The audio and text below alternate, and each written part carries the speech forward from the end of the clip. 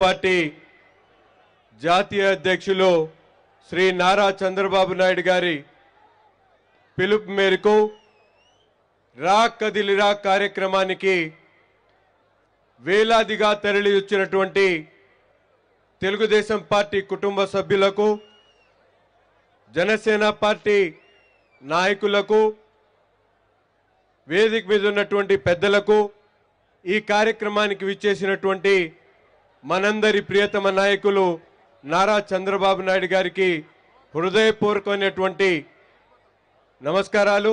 అలాగే పెద్ద సంఖ్యలో విచ్చేసినటువంటి మహిళమ్మ తల్లులకు, పాత్రికేయులకు అందరికి కూడా మనస్ఫూర్తి ఒక నమస్కారాలు తెలియజేస్తూ, ఈరోజు మనందరం కూడా చూస్తూ ఉన్నాం, అన్న నందమూరి తారక రామారావు గారు ఆనాడు కాంగ్రెస్ పార్టీ ప్రభుత్వాన్ని, ఆంధ్ర రాష్ట్ర గౌరవాన్ని కాపాడడానికి ఇచ్చినటువంటి పిలుపే ఈ రా కదిలిరా పిలుపు.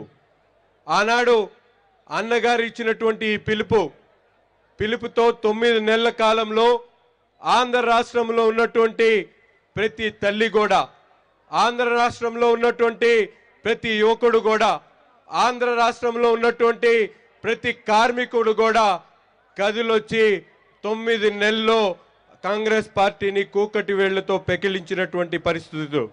ఈరోజు అదే నినాదంతో మన నాయకుడు సైకో పరిపాలన అంతమొందించడానికి మమ్మల్ని అందరినీ కూడా ఆహ్వానిస్తా ఉన్నాడు. మీరందరూ కదిలి వస్తారా అని చెప్పి ఈ సందర్భంగా మిమ్మల్ని అందరినీ కూడా అడుగుతా ఉన్నా. రా రా మన నాయకుడు ఇచ్చినటువంటి ఈ పిలుపు రాష్ట్రంలో ఉన్నటువంటి ప్రతి వర్గానికి చేరదీయాల్సినటువంటి అవసరం ఉంది. ఇది కేవలం ఒక తెలుగుదేశం పార్టీకో, జనసేన పార్టీకో, పవన్ కళ్యాణ్ గారికో, లేకపోతే నారా లోకేష్ గారికో సంబంధించినటువంటి అంశం కాదు.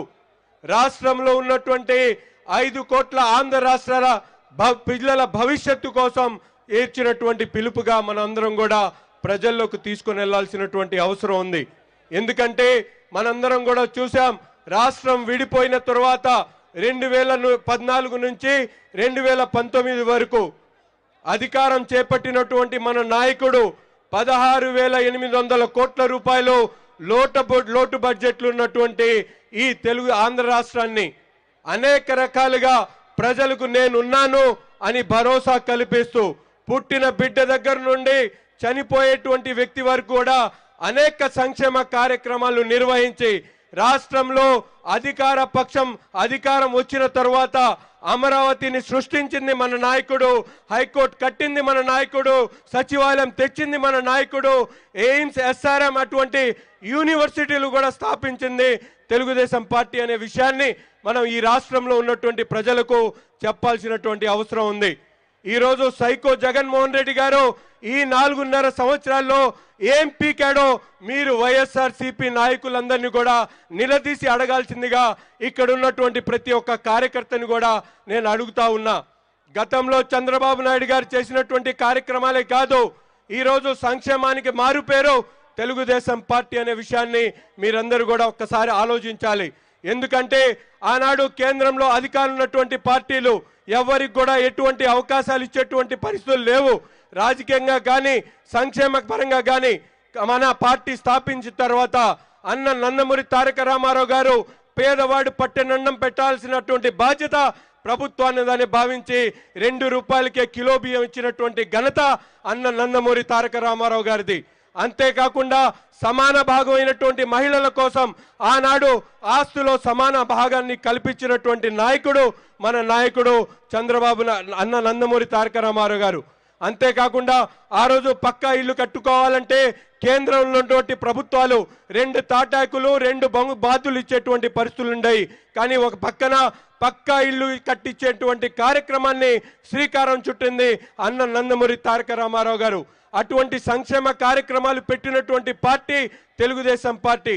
దాన్ని కొనసాగిస్తూ ఈరోజు మన నాయకుడు చంద్రబాబు నాయుడు గారు రాష్ట్రంలో అన్ని వర్గాల ప్రజలకు వారికి కావాల్సినటువంటి సంక్షేమ కార్యక్రమాల్లో లోటు బడ్జెట్లు ఉన్నటువంటి రాష్ట్రంలోనే అన్ని విధాలుగా అందిస్తే ఈ రోజు ఈ ముఖ్యమంత్రి జగన్మోహన్ రెడ్డి గారు సంక్షేమాన్ని ఒక సంక్షోభంగా మార్చి అర్హులైనటువంటి పేదవారిని, అర్హులైనటువంటి వితంతువులని, అర్హులైనటువంటి వృద్ధురాలకి కరెంటు బిల్లు ఎక్కువ వచ్చిందనో, ఇల్లు పెద్దది ఉందనో, ఏసీ కొన్నాడనో, పిల్లవాడికి ఉద్యోగం వచ్చిందనో వాళ్ళందరికీ కూడా సంక్షేమ కార్యక్రమాలు తీసేస్తున్నటువంటి పరిస్థితులు. ఎందుకని తెలుగుదేశం పార్టీ కార్యకర్తలందరూ కూడా, జనసేన పార్టీ నాయకులు కూడా, మీరందరూ కూడా ప్రజాక్షేత్రంలో ప్రతి ఒక్క వ్యక్తికి, ప్రతి గడపకు కూడా మన నాయకులు చేసినటువంటి సంక్షేమాన్ని వివరించాల్సినటువంటి అవసరం ఉంది. సంక్షేమమే కాదు, అభివృద్ధికి కూడా మారుపేరు తెలుగుదేశం పార్టీ.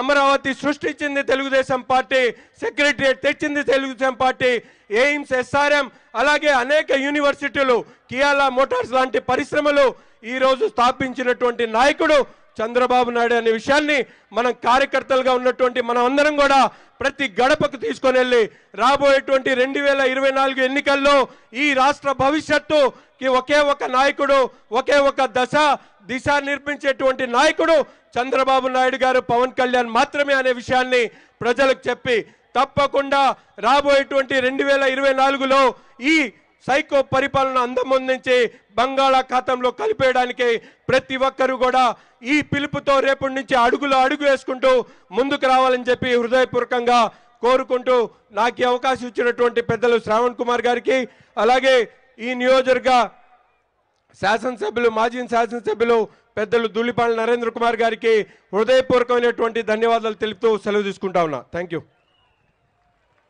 ధన్యవాదాలు నసీర్ మహమ్మద్ గారు. గ్రౌండ్లో ఉన్నవాళ్ళు ట్రాఫిక్ జామ్ అయ్యి ఇప్పుడే వస్తున్నారు. దయచేసి మీరందరూ కూడా, ఇటున్న వాళ్ళందరూ కూడా రైట్ సైడ్ మూవ్ కండి.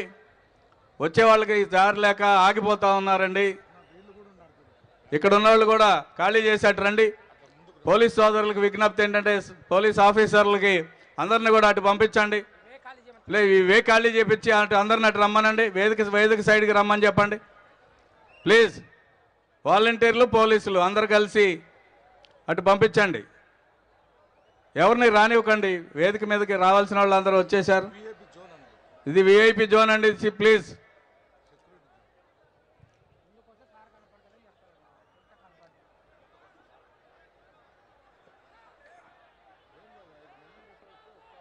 పోలీసులు సహకరించాలని విజ్ఞప్తి చేస్తున్నాను. అందరిని కూడా అక్కడ ఖాళీ చేయించండి ప్లీజ్.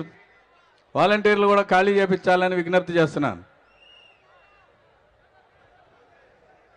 తమ్మిశెట్టి జానకిదేవి గారు రాష్ట్ర